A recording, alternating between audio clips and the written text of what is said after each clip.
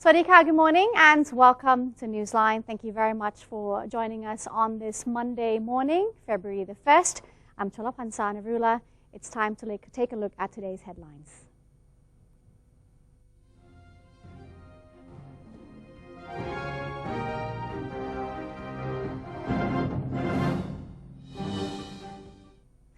In today's Thailand Moves Forward, Prime Minister General Prayut Chan-o-cha has called on agriculturists to heed the government's warnings against off-season rice cultivation while thanking those who have been cooperating.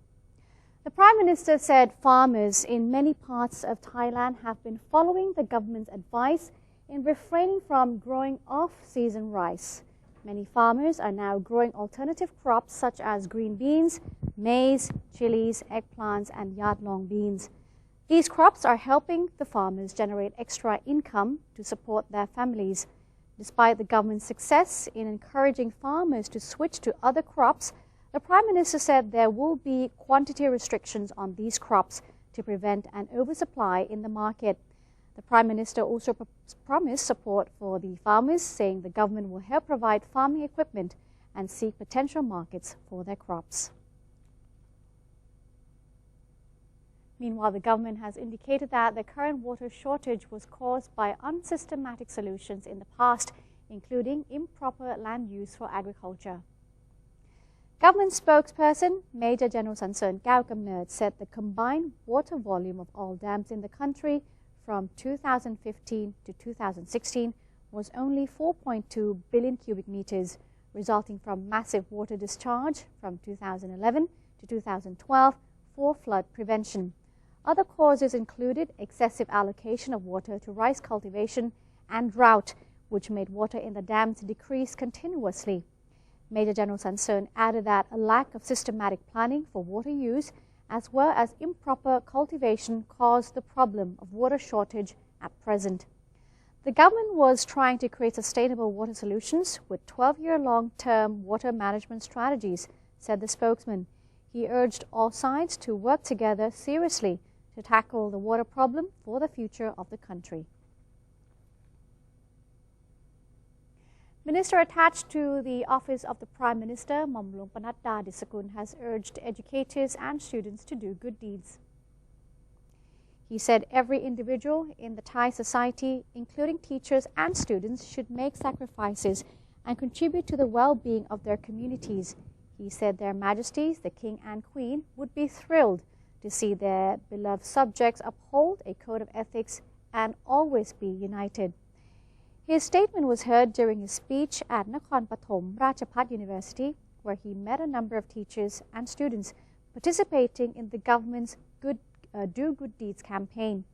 Afterwards, the minister presented certificates and plaques to supporters of the campaign and led them in an oath-taking ceremony, pledging to continue to make positive contributions to the society. In 1992, His Majesty the King founded the Prince Mahidol Award Foundation to commemorate the 100th birthday anniversary of Prince Mahidol of Songkhla, who is recognized by the Thai people as the father of modern medicine and public health of Thailand. Since then, the foundation has granted awards each year for outstanding contributions in the fields of medicine and also public health. The Prince Mahidol Award for 2015 in medicine went to Professor Morton M. Maurer of the United States, who is the co-inventor of the Automatic Implantable Cardioverter Defibrillator, or AICD. Now, the AICD is a breakthrough technology that helps and saves patients with cardiac arrhythmia. Our very own Sandra Hanusaha had the opportunity to speak with Professor Maurer about his invention. Let's take a look. Professor Maurer, congratulations on being chosen to receive the Prince Mahidol Award. I'd like to ask you, well, your inventions are not only saving lives, but they're also helping people to live longer and fuller lives. Yes. So can you tell us about the inspiration, the background of the inventions? Well, I happened to be in the right place at the right time. I was working at a community hospital in Baltimore, Sinai Hospital.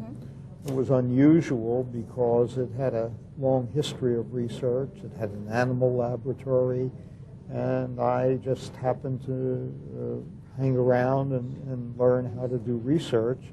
And at that time, this was in the 1960s, we were building our coronary care unit. And it was one of the first coronary care units on the eastern coast. And we recruited this Israeli physician, Michel Moravsky, to be the director. He brought over this idea that if we could take an external defibrillator and shrink it down to implantable size, give it a little bit of intelligence, and feed the shock through a catheter into the venous system right into the heart, that this might be at least a partial help to patients who were having cardiac arrest, which was a big public health problem at the time. So we started to work on it, and it took only a few months to get electronic circuits that did all the functions that we wanted from an implantable defibrillator. We finally had a human-grade device ready for implantation in man, and the first implantation was in 1980. It was a 5-year FDA trial, and the device was market released in 1985 and just has taken off exponentially subsequently. Right. Hundreds of thousands of people are Yes. using your device every year, or getting the implants. Yeah. And I understand there are at least 2,000 here in Thailand each year. Yes. Right, that's amazing. So do you see the invention sparking further research or being adapted or perhaps applied elsewhere in the future? There was a second implantable concept that we also pioneered. As good as it was, the implantable defibrillator only took care of sudden death. It did nothing to support left ventricular pumping function. So I had the idea that if we paced both sides of the heart simultaneously, we could force the muscle to beat together and help forward flow. And we did our first use in man of this idea in the Netherlands and had tremendous results. These were patients in very severe heart failure, weren't expected to live more than a couple of weeks. Goodness. We put this device in, and it was amazing how well it worked. We had a tremendous loss of fluid initially.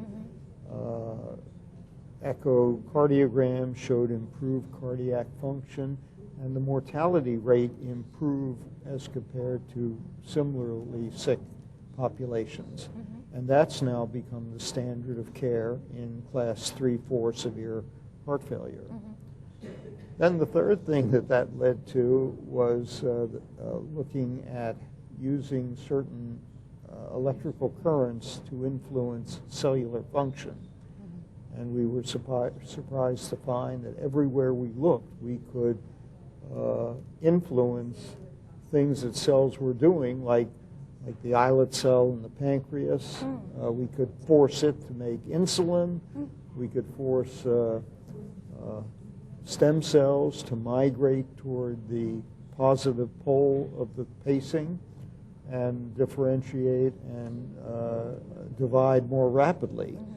And so we did one study in sheep where we noted marked improvement in pumping of the left ventricle with this new improved waveform, and I think this is going to have a lot of use in patients who come to the hospital with a heart attack to give them a 2 to 3 week temporary pacing with this improved waveform. And I think we're going to see that we get much smaller heart attacks that way. Okay, well, the entire world is certainly very lucky that you were in the right place at the right time. Thank you so much for speaking with us, and congratulations once more. Thank you so much. Pleasure. Thank you. The Royal Thai government is working around the clock to combat slavery and illegal labor in the fishing industry. Legal action has been taken against a number of perpetrators. Let's take a look at this report from the Command Center for Combating Illegal Fishing.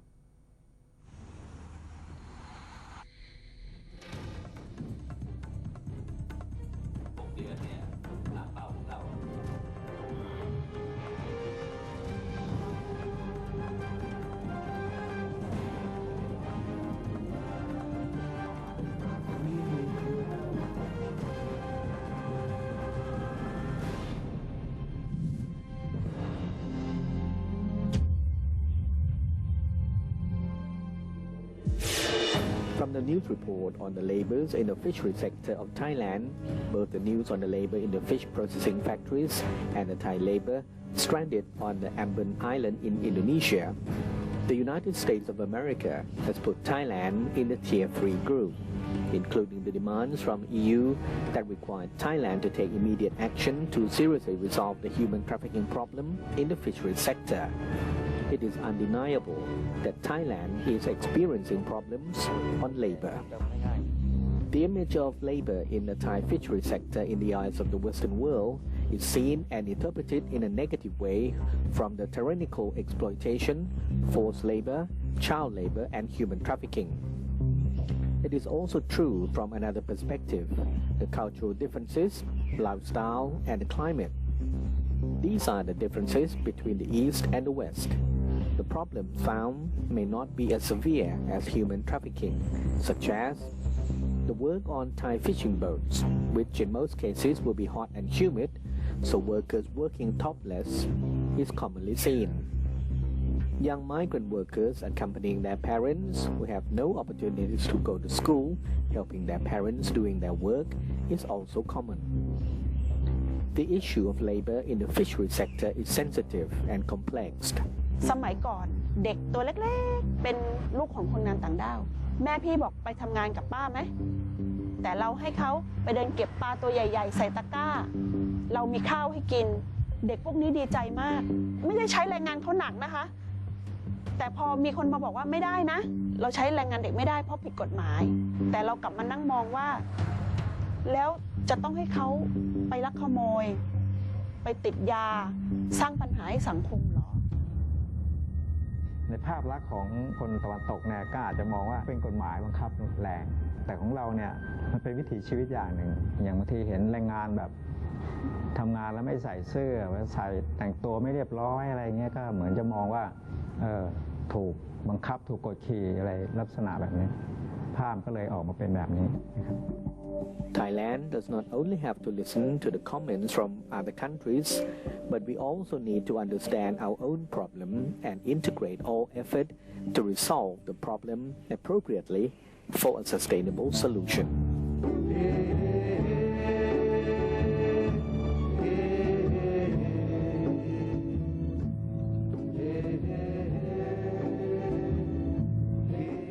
Turning to our next story, the chairman of the Constitution Drafting Commission, or CDC, has assured that the new charter will recognize the importance of women.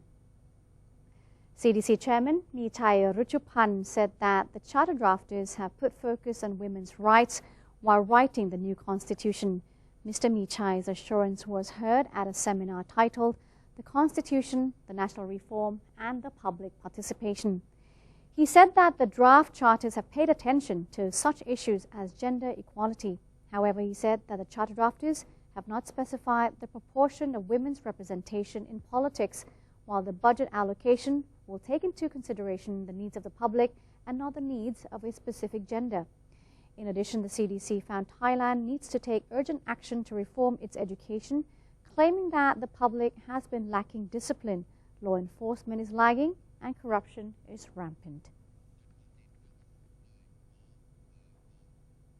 The United Nations Educational, Scientific and Cultural Organization, or UNESCO, holds its General Assembly at the head office in Paris every 2 years. Alongside the General Assembly is the UNESCO Youth Forum, where tomorrow's best and brightest gather from around the world. An NBT World correspondent spoke with a representative of Thailand at the latest forum.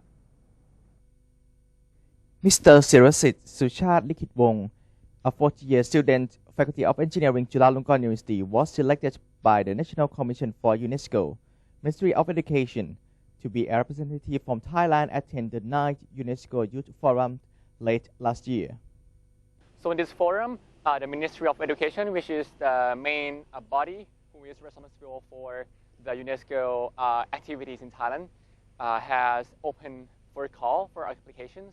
And by that, I have applied with my activity background as a student committee here in engineering Chulalongkorn University. The 9th UNESCO Youth Forum was held on the topic of Youth Global Citizens for a Sustainable Planet that divided into 6 groups. Mr. Sirasit, who was in the Global Citizenship and Education, talks about his participation. In the conference, we were divided into many categories, and I fall into the Global Citizenship and Education category.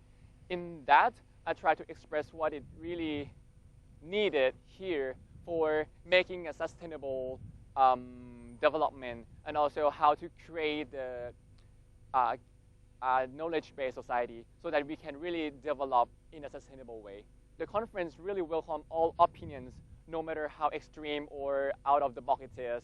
In the process, it's more like we are forced to think out of the box and to really think of something we would like to see as an individual, not as a country. So that was a very unique one. Also in the process, we are encouraged to build what they call the prototype which abstractly represent what's our basic needs inside. And by that, by trying to define what is intangible by something tangible, really question us deep inside that. What is our true needs and demands? And also, I got a chance to really meet lots of representatives, both from nationals and both from the institutions. So in that, I got to see a lot of youth power outside of my country. The outcome of the forum showed the youth would like to play a major role in any important issues that affect our planet. The youth prefer to be part of the leading group in maintaining our sustainable planet from now on.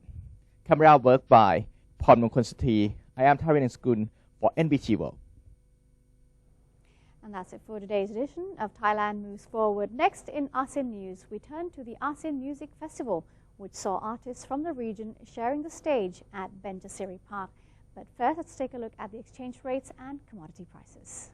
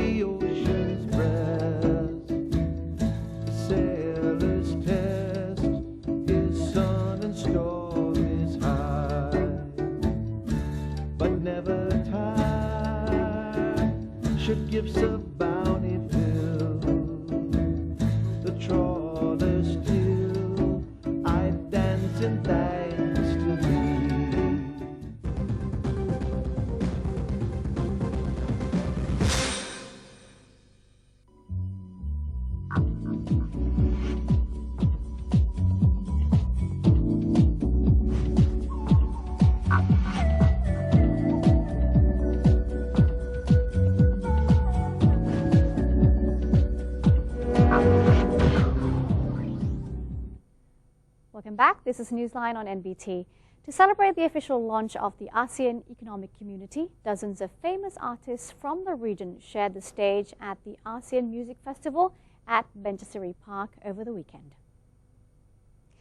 On the last day of the ASEAN Music Festival, Switch on ASEAN Beats Beyond Borders was organized to convey a music in the park atmosphere, delivering both fun and ASEAN values. Joining the event were one of Malaysia's HKAMF 2015 Best New Artists, Puwa, and Laotian pop singer Alexandra Bunchoy. Hi everyone, my name is Puwa. I'm from Malaysia, and I'm absolutely proud to be here representing my country for the ASEAN Music Festival. It's been a great experience. Everybody's been so friendly. Bangkok has been amazing. It's my favorite city in the world. So I hope to come back again next year and hopefully stay a bit longer here in Bangkok. Thank you. It's a great honor to be here because representing my own country and with a lot of many other artists that are from the ASEAN countries. It's just a great event. It's wonderful to get people together. The event, held between January 29 till the 31st, was organized by the Department of ASEAN Affairs under the Ministry of Foreign Affairs with the support from 9 ASEAN ambassadors. The 3-day festival allowed people to come together and be entertained by various styles of music, by visiting star performers, and also enjoy original melodies, as well as to get acquainted with the people of ASEAN in a musical atmosphere. Mae Hong Son province cooperates with Myanmar to decrease forest fires and smog by 40% this year. A group of Thai military, police and administrative officers met with their Myanmar counterparts in a border zone in Mae Hong Son. The Thai side asked the Burmese military officers to stop those living along the Thailand-Myanmar borders from burning forests and mobile plantations in order to prevent smog during the dry season. Thai firefighters also demonstrated how to fight forest fires and create fire breaks for the Myanmar people. A Myanmar army officer who came to meet with the Thai authorities said Myanmar was ready to work with Thailand in controlling forest fires, started both by Thai and also the Myanmar people along the borders. And that's it for today's edition of Newsline. Thank you very much for joining us. If you do have any comments or any suggestions, please feel free to write to us at newsline.nbt@gmail.com. Today we end the program taking you to enjoy some pictures of this year's pre-carnival parades in Rio de Janeiro, Brazil. I'm Chalapan Sandarula. We'll see you tomorrow. Swadee ka.